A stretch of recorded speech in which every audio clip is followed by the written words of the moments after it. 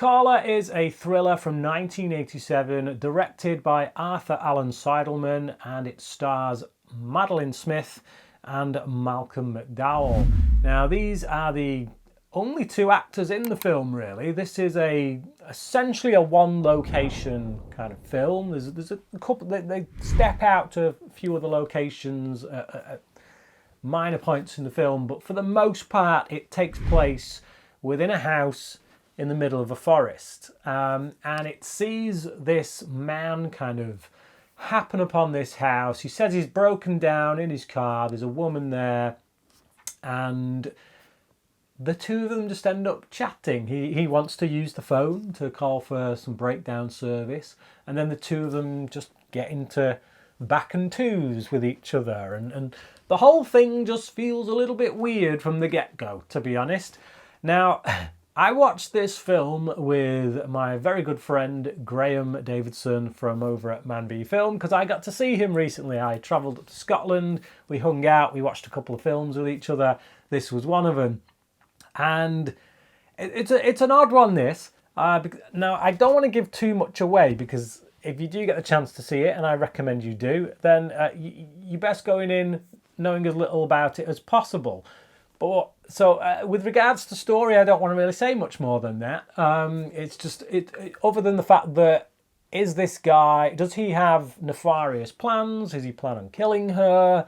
Or is he some kind of detective trying to find out if she's done something that she shouldn't have done? And that's it. That's all I'll say about it. But it's a bizarre film, because there are twists, there are turns, and until you get to those twists and turns, it can often seem like this is just really badly acted, badly scripted, and badly directed. But you can't help but watch it. It's like one of those painful kind of trials that you feel like you can't help but continue to endure, because you need to see where it's going. And it's only when you get to the end that you're forced to kind of reevaluate the whole film, everything you've just watched, and you go back and you realise, that wasn't bad acting. That wasn't bad script writing. It wasn't bad directing. It was actually very good misdirection. It was really...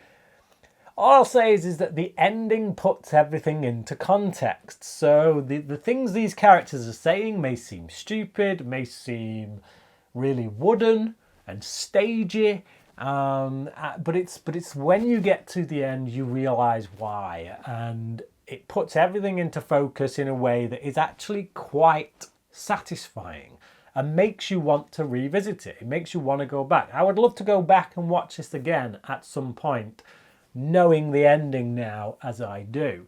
But all the way through, you're kept guessing as to what the motivations are, what's going on with these characters, why are they talking in the way that they are, why does this all seem a bit weird. There's not a right lot more I can say other than that, because going into it any deeper would spoil things, and that really is the cut and thrust of it. It's a bad film that turns good by the time you get to the end. You just have to make sure you stick with it to the end. Somewhat melodramatic at times, but again, for good reason, once you look back in retrospect.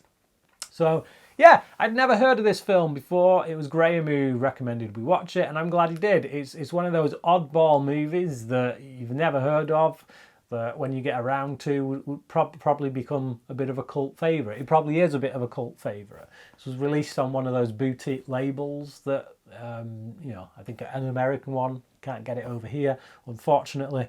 But yeah, if you can get your hands on it, you can track it down, I urge you to watch it. I would give it a 3.5 out of 5.